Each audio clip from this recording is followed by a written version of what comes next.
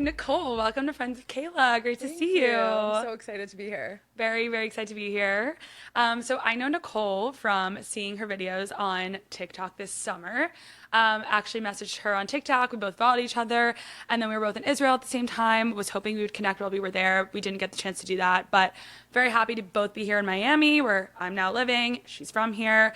Also, what are the odds that my best friend from home is now working for Nicole? So we have a lot of connections beyond just social media. So crazy. So Nicole actually has her own platform called Aggressively Jewish. So Nicole, what makes you so aggressively Jewish? It's such a good question, and so many people have asked me that on TikTok. And I feel growing up in the community that I grew up in Aventura, it's just growing up there makes you aggressively Jewish because everyone grows up in one kind of Jewish way. Like I grew up keeping kosher, I grew up having Shabbat dinner, I grew up lighting candles, and then I went to Jewish day school. And I grew up incredibly Zionist, going to Zionist youth group. And I feel like doing all of these things, you don't really get left with another choice. Like you just become aggressively Jewish.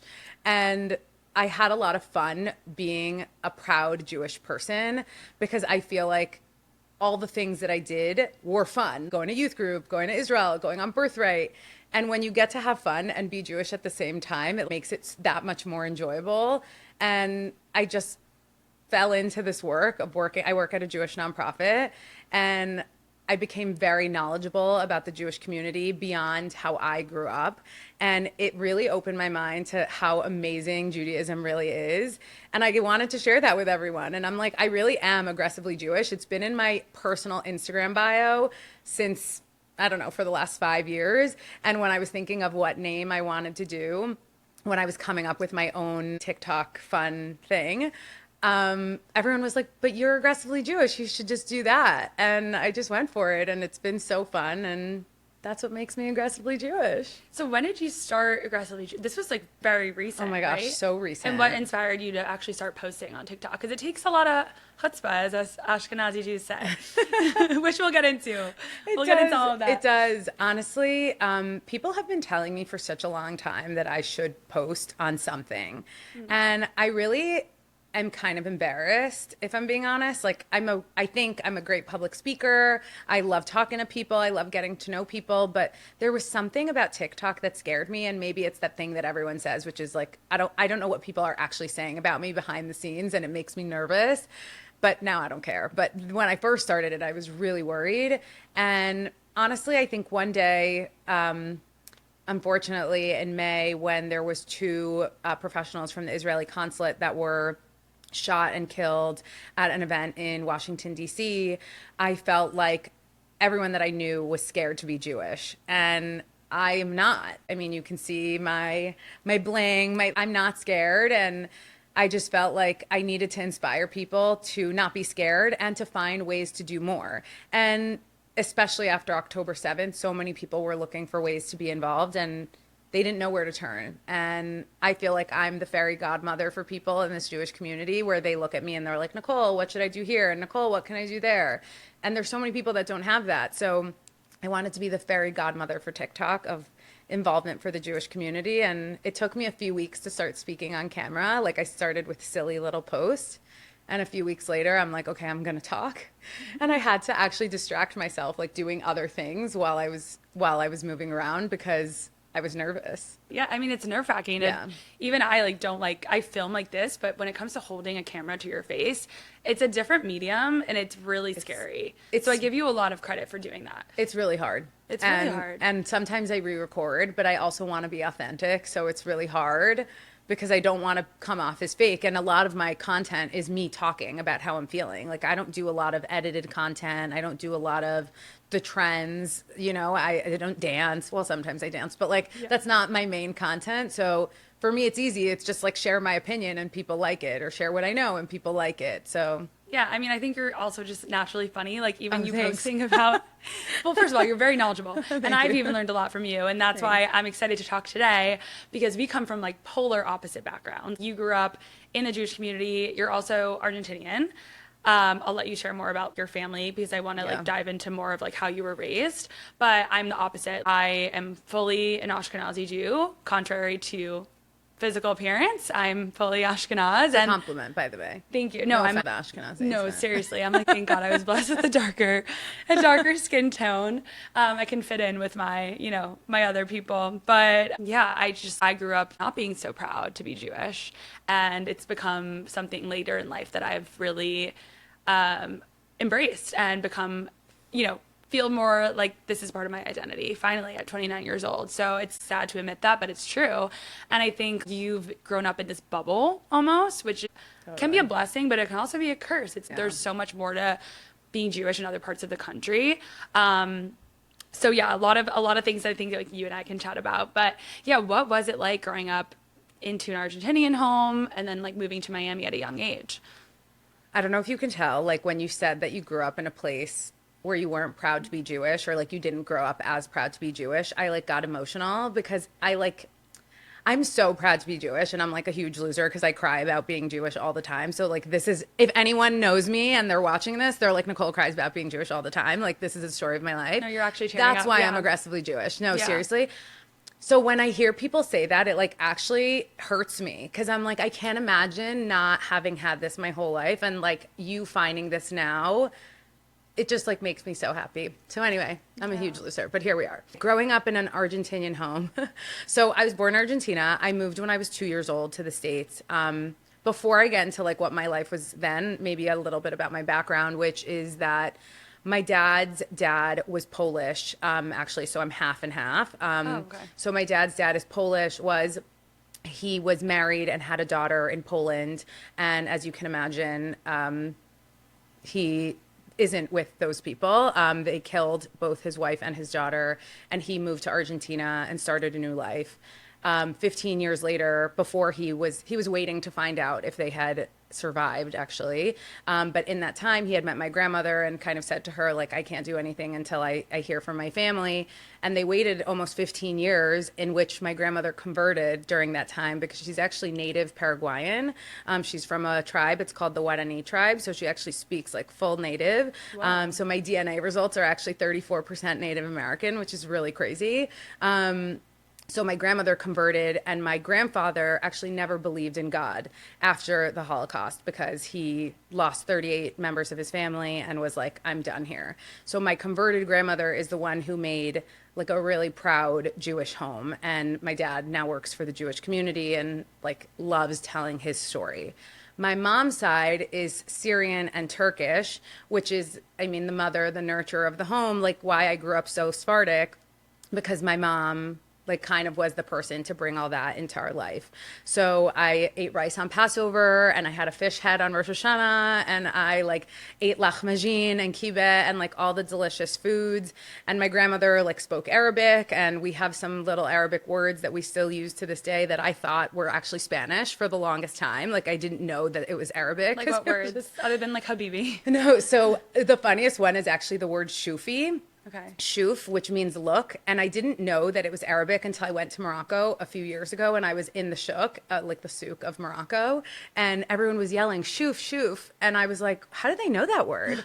Like it was Spanish. I literally had no idea. Yeah. And then I realized that it made a lot of sense because anytime we would talk and someone was trying to like, usually we'd use it when we didn't want other people to know what we were saying. So my dad picked it up, of course, and he would be like, shufi, shufi, like to look at someone or look at something. So we say that, like, that's cute. I you like know, that. yeah, we say a lot of like random kind of little words. And my friend and I actually put a list together to like take a look. Oh, that's fun. Yeah, I like it's that. That's really the equivalent of Yiddish words. Yes, to us. totally, Yeah. exactly. Okay, that's fine. I got a little stuck in my background, but yeah, I moved when I was 2 from Argentina.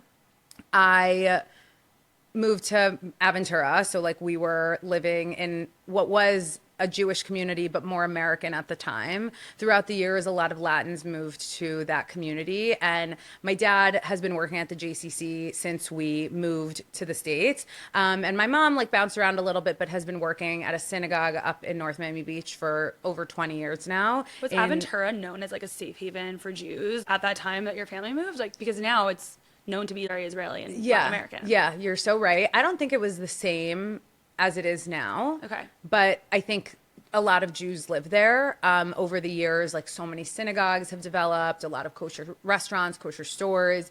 The JCC has always been in that neighborhood. So, and they have a few different schools that have been there for quite some time. And I think that's honestly what probably drew a lot of Jews to that neighborhood. But yeah, I grew up going to the JCC, youth group, day school. Like I went to Hebrew Academy. So I did a lot of Judaism in my life, and it was great. It was really fun to mix like kind of my culture, my Jewish culture with my Argentinian background. So like we would have lahmacun and then empanadas. So like, you know, it was really fun to kind of do it all and like not know the difference between Spanish and Arabic. So it was fun.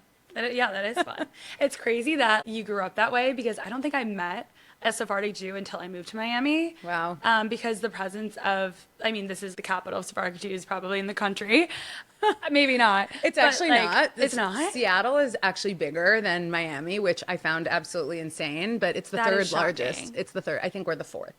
Wow. Yeah, it's like New York, LA. Even New York has more.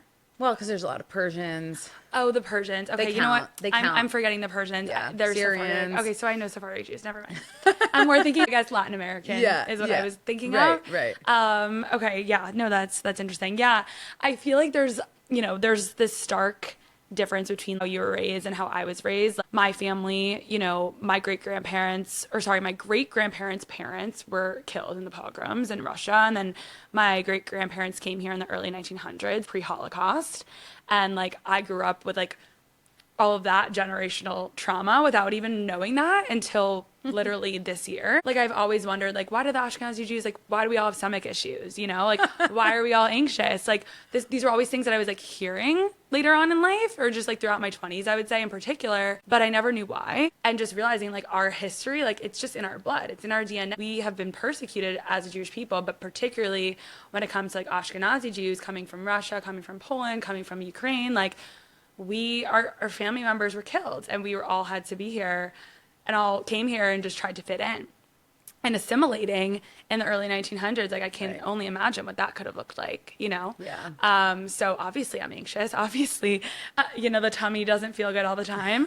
But that's like crazy because like you guys came here probably, or I don't know when your family went to Argentina, but to the US like late 90s or like late 1900s, right? Yeah. Well, after the Holocaust. Yeah, my parents moved here. My dad actually moved here. Actually, my parents met here in Miami, and then went back to Argentina, and then came back here when they were able to get their like green card to live here permanently. But we moved here in 1992, so we've been living here for quite a bit. My grandparents, actually, my grandmother was born in Bolivia, not even in Argentina, and it was like on their way. She would live there for 6 months, and then she grew up in Haiti. My grandmother grew up in Haiti until she was 12, so she speaks Creole like fully.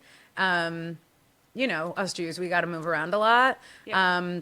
My grandfather actually is the only one, my dad's mom is the only one that was actually born in Argentina. Everybody else was born somewhere else. Wow. I know it's crazy how much you dig deeper into your family history. We were all over the world. And now we're here.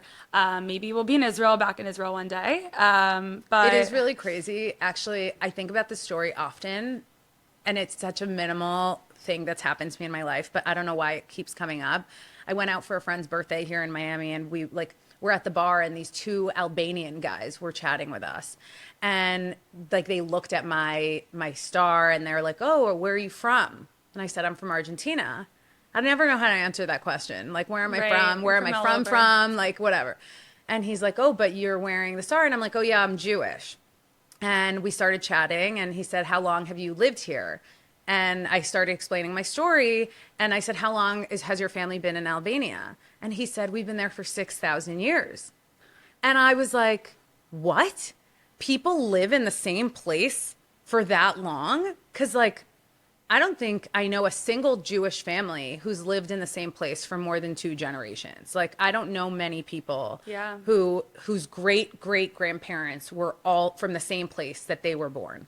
No, that's like not heard of today. Because we were all persecuted and had to get out. Yeah. It seems so, like you said, that seems so just, oh, duh. Obviously they were there like not for everyone. thousands of years, but that's not us. Yeah. It's crazy. It's crazy.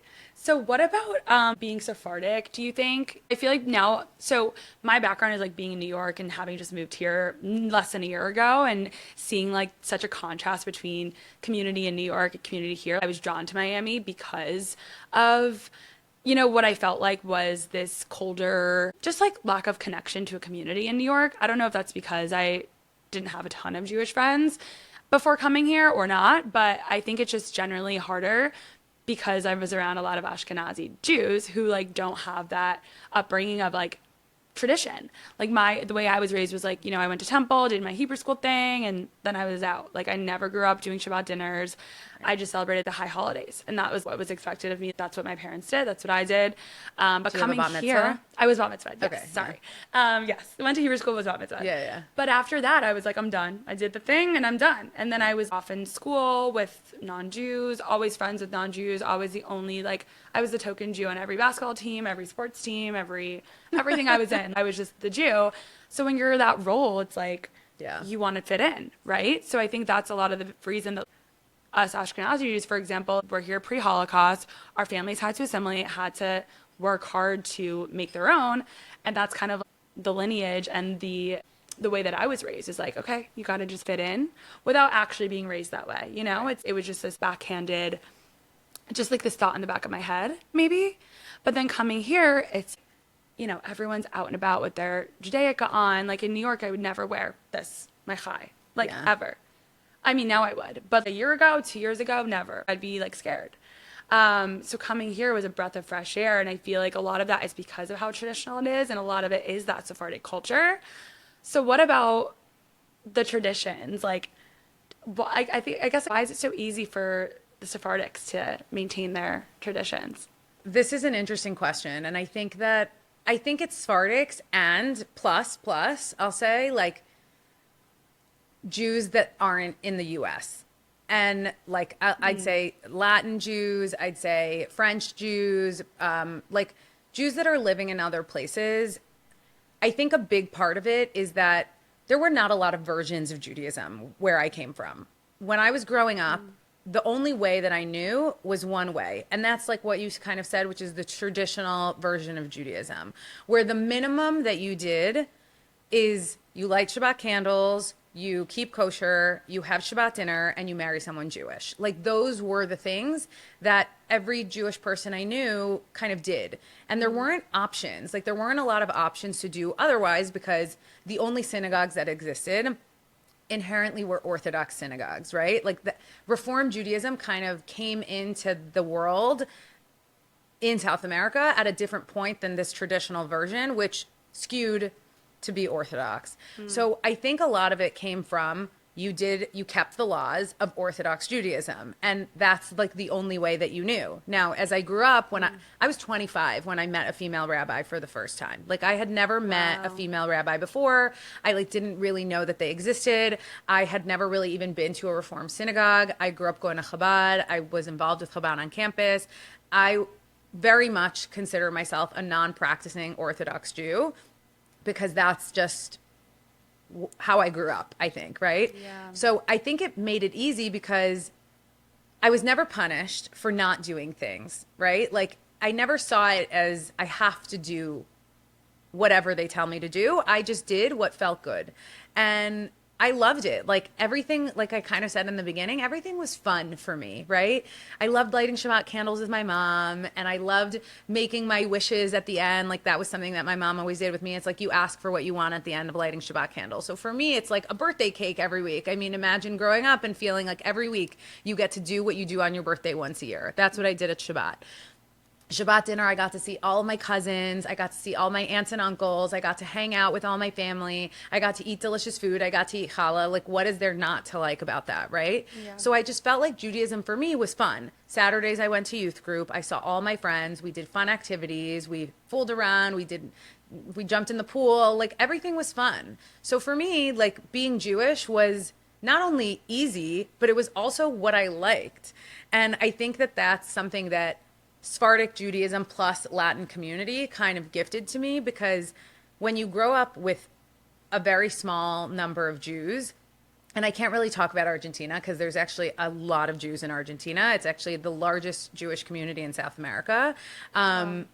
And it's not exactly the same, but in places like Colombia, in places like Mexico, in places like Peru, where maybe there's 10,000 Jews, the community is like sticking together all the time, and you do it one way and everybody knows what you're doing, and it kind of keeps it so that you don't have a lot of options. And I personally think a world with too many options is a little bit of a challenge because you never know what to pick, and then you end up picking nothing from like being overwhelmed. But it also brings in and widens the tent for Jewish people to feel like they have found a place in this world.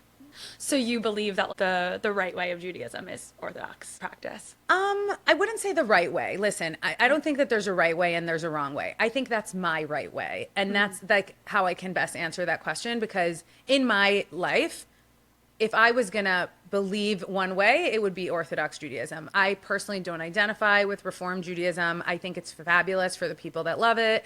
I would maybe, conservative Judaism might be like a little bit closer to what I'll do, which obviously makes sense when you look at the kind of different Spectrum, yeah. yeah, the spectrum of Judaism.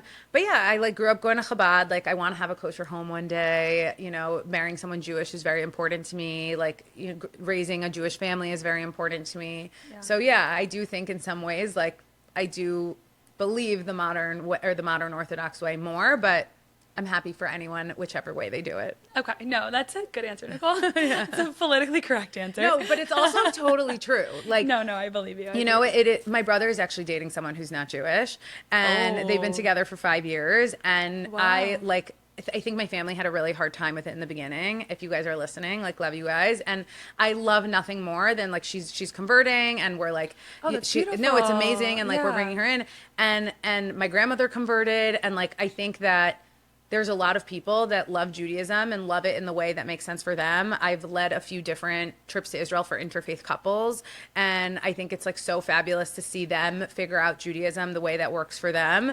And what's really fun for me is that I can have my version of Judaism, and so can you. And like, Yeah. I love that because it makes it easy and accessible for everyone, but not too easy, because it shouldn't be that It easy. shouldn't be that easy. Yeah, like we have to live by a high standard of Right. rules, and as we should. We are Yeah. trying to be our highest self, and that's what God expects of us. So we should be doing everything we can. Yeah. You know, that's really interesting too. You mentioned like dating, like you want to marry someone Jewish, but when it comes to marrying Jewish as well, if you're thinking within the lines of like Orthodox Judaism, I wonder if you would be as open to dating someone that's more reformed. I actually have a really hard time connecting with people that don't experience Judaism the same way as me, right? Yeah. Like, I wouldn't say I think what you talked about it perfectly earlier, like Sephardic people, right? Like Sephardic people I love. Like I would date a Persian person, I would date a Syrian person. Like they don't need to be Latin, but like I do love the Sephardic piece of it. It's not because they're Orthodox, it's because I think similar to me, they have similar like thoughts on how they want their Judaism to look. Like for me, having Shabbat dinner is like a non-negotiable. Like my friends don't even call me on Fridays anymore to hang out. Like they will do their thing, and then I'll be like, I can't believe these bitches hung out without me. And then I'm like, I wouldn't have gone. Like I'm with my family. Like Yeah. there is no question for me that Shabbat dinner is happening every single week, whether it's with my family, whether someone invites me, whether I go to a synagogue or like some sort of program that is happening in the community, which also rarely happens because I like being with my family. Those are the things that are important to me. I like mostly have dated Israelis. Like I love Israelis because we That makes align sense. Yeah, you're very connected. we align on like how we want to be Jewish. But funny enough, not Israelis in Israel, Israelis that have left Israel, because I find that most Israelis in Israel are like more secular. Yeah, that is So- really so, interesting. yeah. Yeah, I don't know how you would do with an Ashkenazi guy. I think that it would be, I think it would be very difficult. Yeah. Not, grouping them all together, grouping us all together. Yeah. Like I'm also Yeah, Ashkenazi. I'm yeah. not trying to hate, but even I myself find it difficult because I feel like there's this large distinction as well between like the very Zionistic Jews and not so Zionistic, and the Ashkenazi ones. There's more of us in this country, but I feel like the ones that are more connected to Israel are oftentimes more the Sephardic than the Ashkenaz, which is It's a true. completely other topic. But like, I want to get back to what you were saying about like growing up just thinking Judaism was so fun. It's crazy you say that because like, yeah, if I had experienced Judaism that way, then I'd be a totally different person. But I grew up thinking like, oh my God, this is a chore. Like I remember being like, I have to go to Hebrew school. This is terrible. Like it was truly like a pain in my ass. And that's why when I was bar mitzvah, I was truly, I'm done. And if only I could have embraced it and really taken to the tradition. But that's the thing, it was only Hebrew school that I was doing. Yeah. So it felt like a chore. I don't know, mom and dad, if you're listening, what could we have done? You know what? I have to tell you, your story is probably the majority of Jews. Yeah. And there's an amazing book. Do you know who Sarah Horowitz is? I just listened to her podcast with Dan Senor Okay. this week. Yeah. Okay, so Sarah has an amazing book. It's My called dad Here All... needs to read this book. No, you have to read the book because I need to read it. her story is me. Her It's whole shtick literally is me. literally exactly what you said, Yeah. where she says that she grew up, she actually says it even more specifically, under the fluorescent lighting of her Hebrew school. And the day that she got bar mitzvah, she was like, I'm done with Judaism, I'm good. Yeah. And she only found her Judaism, I think she said she was 35, she was going through a breakup, and she got a random email from a JCC saying, Intro to Judaism. And she was like, you know what, I'm gonna go. And something I think about often after having read her book and like I've heard her speak, and she's so amazing. Yeah. She's actually speaking at a conference I'm going to in November, and I'm so excited because I adore her. But she talks about how we spend so much time teaching kids things that they can't understand and things that are not fun for them. And if we looked at Judaism today as adults, it's actually so much more meaningful. And I find that now I'm relearning things that I learned even 20 years ago, 30 years ago. And it's so special. Like, we are really special people, and the things that we do are so special. And we waste our time telling 5-year-olds that because they don't understand how special it is. Right. So you're not the only one to have that experience, which is why it's so important to have fun, like to make Judaism fun when you're a kid, because then you can find it meaningful later in life. Yeah, and instead of dreading going to Hebrew school and just like dreading the thought of being around other Jews, like even when it's like comes to Jewish events, I was going to a lot of Jewish events in New York City before I moved to Miami, and a lot of like women loved going to the events, I would say, but guys in particular were just like so turned off by these events because they're like, it's weird. It's like weird to be Jewish. There's this idea in their heads that it's weird to be Jewish, which I get it because I was there as well years ago. And it's just sad that we're branded as this other, but like the reality is like we are different. Yeah. We are truly like, we are held to a different standard. That is our religion. There are 613 laws of Judaism, like Tikkun Olam as well. We are just held to a different standard. We are different and we need to own that. But again, if we were taught it a bit differently earlier on, instead of just being forced to sit in the classroom all day maybe, and maybe practicing more traditions at home, like it would have been a different way of growing up, I think, than feeling like that other all the time and feeling like it was shameful to be that other person.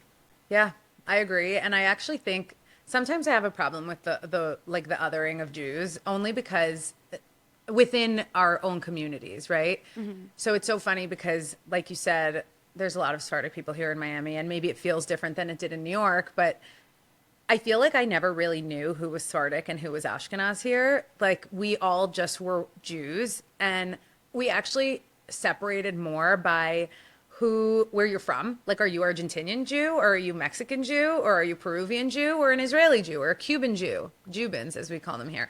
Like, here it was more about what food you were eating when you weren't eating Jewish food. Like, what were you eating? Were you having an arepa? Were you having an empanada? Or like, what was it? Were you having a taco? Like, you know, so people separated more by where you were from than like what kind of Jew you were, which I find so interesting because, again, like, my Ashkenazi family had a fish head at their Rosh Hashanah because we just all did the same thing and it didn't make a difference.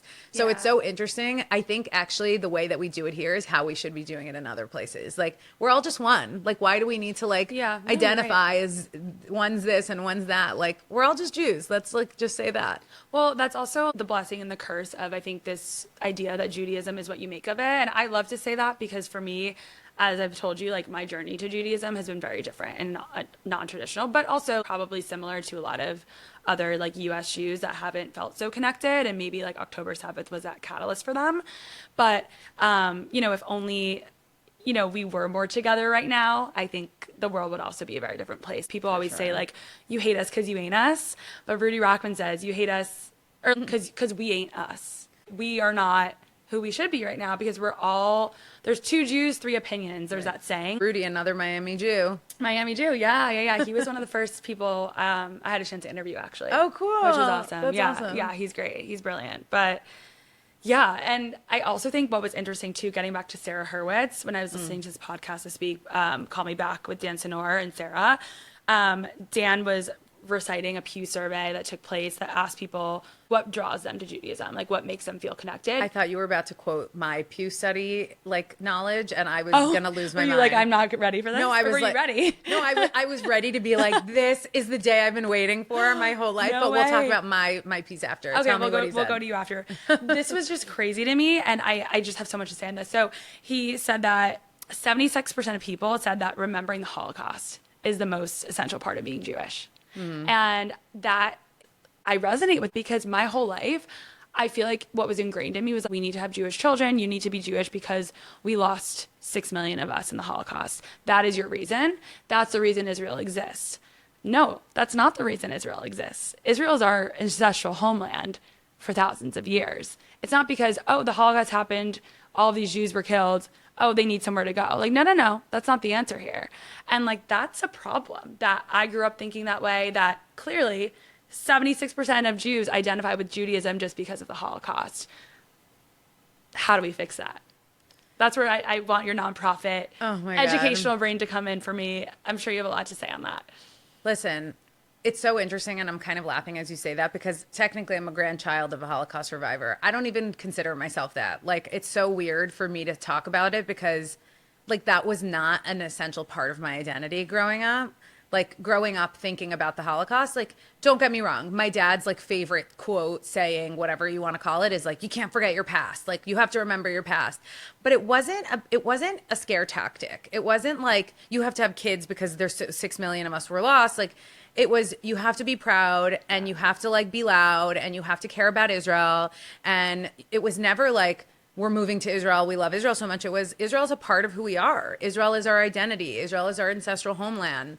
So many of our holidays is Lashana Haba B'Yerushalayim. Like, everything that we do kind of ties back to Israel. And the way that I was raised was really more about pride than about being scared. They didn't scare me into being Jewish. They made me proud to be Jewish. And I think that is essential to getting rid of that mentality.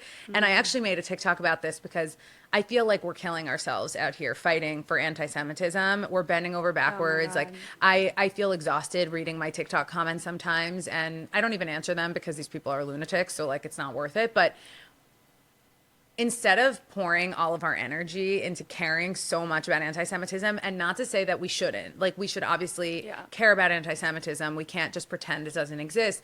But if we just educated our own and made them proud and taught them Hebrew and taught them Torah and taught them like how to be good Jews and care about the Jewish community and be involved, we would be in a much better place. And I think, absolutely, I actually think someone asked me this the other day, where do we see the Jewish community in 50 years? And I actually think it's going to be in a better place than it was today because of the surge of people wanting to get involved post October 7th, like the October 8th Jews, as many people call it. And I think that like these people showing up it's gonna pop up in their kids and in their grandkids, and we're gonna see Jews in a much better place, I think. Yeah, but it also, like you said, it has to stem from pride and not fear. Totally. And that needs to be taught, because I think a lot of us have lost our way in that regard of it's out of this loss that we need to maintain it versus why would I want to maintain something just because obviously it's horrible and I want to maintain a lineage here. But if I don't feel like I identify with that lineage and with that tradition and with that culture, then what is it? Right. So it's like starting there, and how do you do that? It's, I guess, conversations like this, like continuing to educate the community and like make people feel welcome. And I think also a lot of it is reframing what it looks like. Like for me, I'm like in Kabbalah classes because I'm very excited. Yeah, I love that. I feel like I'm a spiritual person in other ways, and I want to see how Judaism ties into that. So I'm excited to learn because, again, I feel like my Jewish education is just like out the window. I barely remember anything from my days of like Hebrew school, and like that was so valuable, but I didn't care at the time. And now I finally care, but it's like it took me a while to get there. So that's the first thing, is like, how do we get people to care? That's a really challenging question. And that's like honestly a big part of my job is how do we get people to care? Because, Yeah. I work with a lot of young people who might not care. And I actually had this conversation with someone at work today. Like, there are so many people out there. Why aren't there more people involved? And the truth is that everyone needs to decide when it's their moment. Yeah. And frankly, a lot of the people get roped in for the wrong reasons and then stay for the right reasons, if that makes sense, right? Your friend went to an event and you show up because your friend was there and then you liked it and then you did a leadership program and then you got involved with philanthropy and all of a sudden you're on a board and like all of a sudden you're very connected to the Jewish community. That's how I would say 90% of the stories of the people I work with kind of start. And then the other 10% feel like they really need to do something for the Jewish community. But the majority of people out there have to find a way to care on their own. Yeah. And a lot of those things come from going on Birthright, going on a honeymoon Israel trip, being connected to a community in some way that benefited them first. So it was like a little bit of a selfish decision, right? Like I want to go to Israel They for had free. to think of it on their own, Right. maybe too. Yeah. Versus someone giving them that idea. Oh, 100%. Yeah. But how do you, so I feel like I don't want to say it's easier in Miami, but again, like the community here is so loud, so proud, so strong already. Like let's put you in a situation where you're in New York and working with people in their mid to late 20s that don't feel that same connection. Like that's where your I work could would never change do it. drastically. No, you could, but it would be Oh my challenging, God, right? yeah. Like how do you, those are the people I think we really need to target, and how do you bring them in when it's... Listen, I mentioned this interfaith couples trip that I staffed, and that was probably, I talk about it as one of the greatest challenges of my career because it was the first time that I was like, so I'm like proud Jewish. Like I'm crying about how proud I am to be Jewish. And I'm surrounded by these people who, like they're Jews and they married someone who's not Jewish, but they want to have Jewish kids, but they don't know what that's going to look like. They're figuring it out. And like that could never be me. And all of a sudden I'm in a situation where I have to inspire people that I could never be. So I'm like, how do I do this? And it was the most fun I've ever had, the best challenge, the most rewarding thing I've ever done, because it's like, I don't want to say I was convincing these people to be proud, but I was showing them the beauty of the community. Like our community is amazing. Like forget Miami, like the Jewish community is amazing. No, for And I sure. feel like I've said this a few times already, but we as a people, we've overcome so many things. And we talk about the Holocaust a lot. What we don't talk about is like my whole family wasn't kicked out of Poland or killed in Poland. Most of my family was kicked out of Turkey or kicked out of Syria or kicked out of Argentina. Like maybe we weren't actually kicked out of Argentina, but so the reason my parents left is because of anti-Semitism. Like we just had to keep fleeing until we found a place. And thank God Miami is like, my boss always says that Miami is just like Tel Aviv, but more Zionist, like because we just like are such Zionists here in Miami. Yeah. But I think it's a great community. And I think that making people proud Jews is something that feels really amazing. And it's also really hard because people also have to want it, right? Like you can't force someone to want it. I feel like it's like weight loss. Like you have to decide that you're making a change and then you'll do it. But no one can tell you every day, get on a treadmill or go to the gym and you're going to do it. Like you just have to decide that today's the day that I'm going to be a proud Jew. Yeah. And it may not look the same. Like I don't think everybody is like walking around wearing an aggressively Jewish t-shirt and 5 Magen Davids on a regular basis. But no, maybe not the norm, Nicole. Maybe- but no, we it's- love that for you. no, it's totally not the norm, but everybody finds their way. Yeah, or just a high, just something, a small Beautiful. one, It's a whatever it beautiful might high, be. by the way. Thank you. Yeah. This makes you think about when my good friend, who you know very well, was the director of BBYO.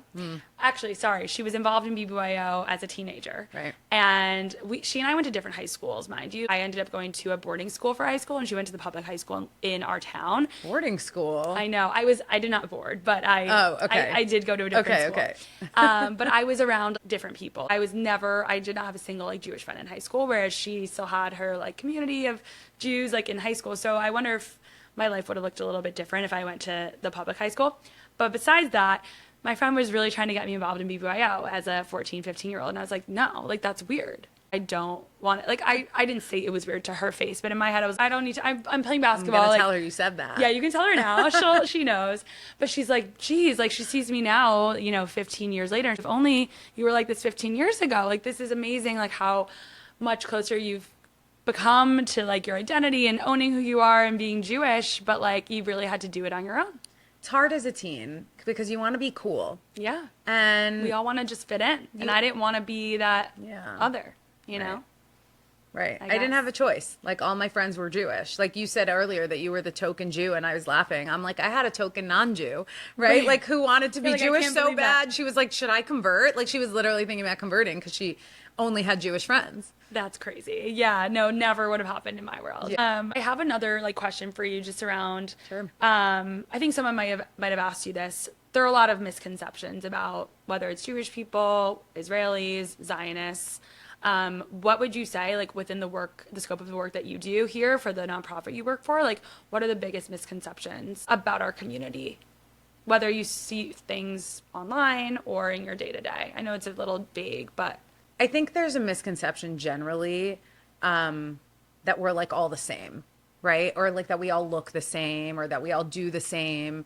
And I think that like any group of people, we're all different. We're all really different. There's Orthodox people, there's not Orthodox people. There's people who don't really do anything and there's people who do a lot of things. There's good people and there's bad people. Like no one ever said that there's not a single bad Jew out there, right? yeah. And I think that the generalization that I see online is really a challenge. And I think that that's a big misconception of like the way that we're portrayed in the media. And thank God now it's like changed a lot, especially after this Nobody Wants This, where there was like a rabbi who was like cool and hot and whatever. And then there was, like there's Adam Sandler did like that bat mitzvah movie on Netflix. And I think that there's more representation of different types of Jews, but for the longest time, like you really only saw Orthodox Jews on TV and you never saw a Yeah. female rabbi on TV and you never saw like all these different types of Jews, Jews eating shrimp or Jews eating bacon or whatever. Like there was one way. And I think that now people are really starting to understand that we're all really different and we can all look really different. And by the way, the other misconception is that people can't have different backgrounds, right? Like someone wrote actually on my TikTok today, like, I don't really think you're Jewish. And my brother wrote back and was like, they caught you. You're not a Jew. And I was dying of laughter because I'm like, who would pretend to, first of all, who would do that? But second of all, they were talking about because I have an Argentinian flag in my bio. And they're like, you're can't be Latin. both. You can't be both. Right. And I'm like, are people dumb? Yes. Like, yes, the answer is they yes. are. But really early on, I made a video actually talking about what we were talking about earlier, where people are so privileged that they don't understand the concept of migration. Like, this is the misconception, right? Like, we talked about the fact that these Albanian guys have lived in Albania for 6,000 years. And we haven't lived anywhere for more than 2 generations. And it's like, yeah, my family is from all over the place. And my DNA looks crazy because we have lived in many places and people get married and people move and your traditions change. And I have a barbecue every Sunday with steak and chimichurri because my parents are from Argentina. So like that is a misconception that I can't stand. Yeah. And I didn't even know that it was like I didn't know that people Thought didn't that. understand that Yeah. until I went to college and someone was like, are you half Jewish and half Argentinian? And I'm like, no, like that's not how this works. So I would say that is like the biggest misconception. I can probably think of a million more. That's a big one. That's a good one. And I also want to like acknowledge too that the fact that first of all, like not all of us can be so privileged. The fact that you do work in the Jewish world and can have this platform, like it's amazing that you feel so confident that you can speak out because of the work that you do. Like a lot of us, I mean, luckily I work for an Israeli company, so I also feel a little bit privileged, but I think about that a lot. What if I worked for I don't know. I have friends that have anti-Zionist bosses or anti-Semitic bosses. Like, I can't imagine, like, would I lose my job for speaking out on behalf of my people, on behalf of Israel? Like, maybe. And that's a scary thought as I think about myself and the future of my career. But I wanted to talk about, leave this interview with your perspective on, like, how you grew up being a Zionist and what that's meant to you versus how the world perceives that today. To me, being Jewish and being a Zionist was always tied into one. Like we didn't have, like I said earlier, so much of what we do as Jews is tied back to our homeland. Like it just is. And I grew up in a place where my dad finishes everything he says, pretty much every. He wants me to like make merch with this, and I'm like, you're so ridiculous. But at the end of the day, he always says chazak ve'ematz, which means be strong and courageous. And this is the slogan of the youth group that I grew up in, and he says it all the time. And anyone that knows my dad knows that he says this all the time. He finishes like literally his Instagram post, and I'll say chazak ve'ematz. And I grew up in a family that just was proud and Jewish and Zionist, and I never in a million years imagined a world where people called me a Zio and thought I would be offended. Like it really shocked me, frankly, Yeah. because you started this interview by saying I grew up in a bubble. 100%. Like I grew up in a world where being Jewish was the best thing that ever happened to me. Going to Israel was the best thing that ever happened to me, and I just couldn't imagine that they would treat me badly for caring about Israel. Yeah. With that said, today being a Zionist means that I support a genocide, which is non-existent. And I always say this on my platform, like what's happening in Gaza is really awful. It's really sad and people are suffering. There's no denying that. Israel's part in that is nothing in comparison to what Hamas is doing. And I'm not going to get into the whole like No. conflict with Israel, but it makes me really upset that people think that that's what I mean when I say I'm a Zionist, Right. because it's not.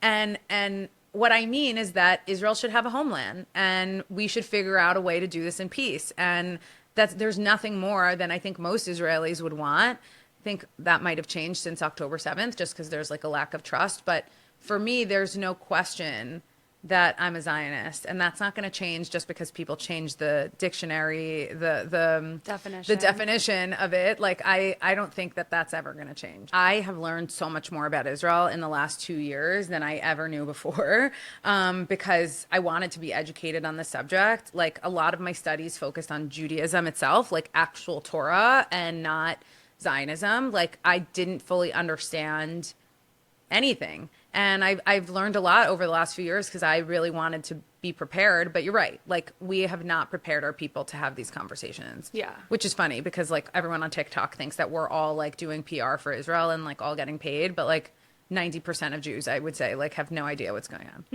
No idea. Well, No. maybe more now. Hopefully more. Yeah. But that's the goal. And I love tying it back. I love that you're so proud and like finally showing that to the world, because people need that right now. And there needs to be more Jewish voices online, and it's really difficult. Like I see your comments sometimes and I laugh because you just savagely like reply to them with like the funniest, like either it's like a kissy face or just like you just get them I like every thanks time. for engaging. Yeah, like that's thanks my for boosting my go-to. content, babe. Yeah. Like, thank you. know. I don't know, but it's really tough, and it's a lot of negativity. It's tough to block out the noise, but keep doing you, and Thank you. it's really inspiring. So, Thank you. what's like I guess up next for Aggressively Jewish?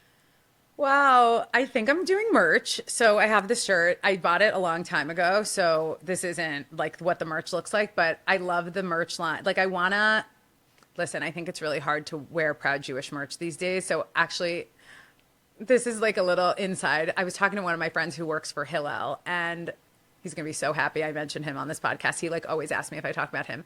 So he works for Hillel, and a lot of his students like obviously don't want to wear like anything that says Israel or Judaism or anything. And we actually came up with an idea to make like a fraternity called ZIO, Zeta Iota Omega. Oh my god. And I'm making shirts that say like Zeta Iota Omega EST 1948. So it's like a fun little way for people to like, if you know, you know. Wait, So, that's hilarious. Yeah, 'Cause hopefully literally nobody no takes one my else- idea between now and when I Yeah, launch. yeah, no, they won't.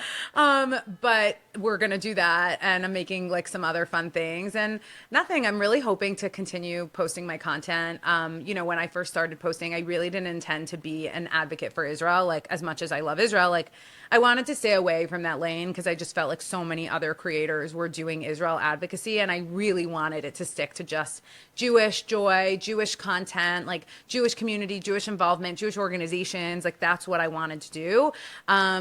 But it's impossible because people start, connected, talking yeah. badly about Israel. Like I have feelings about what's going on and I want to share them. Like I want people to be in the know of how I'm feeling and like know really who I am as a person. So I really want to keep growing my content. I want to expand like the kind of content that I'm posting. I don't know. That's, I guess, what's next. Keep following me. Yeah, follow aggressively_Jewish. Did I Yes, get it right? underscore, yeah. TikTok and Instagram. And thank you so much for being here, Nicole. Really Thank you. appreciate Thanks it. so much for having me.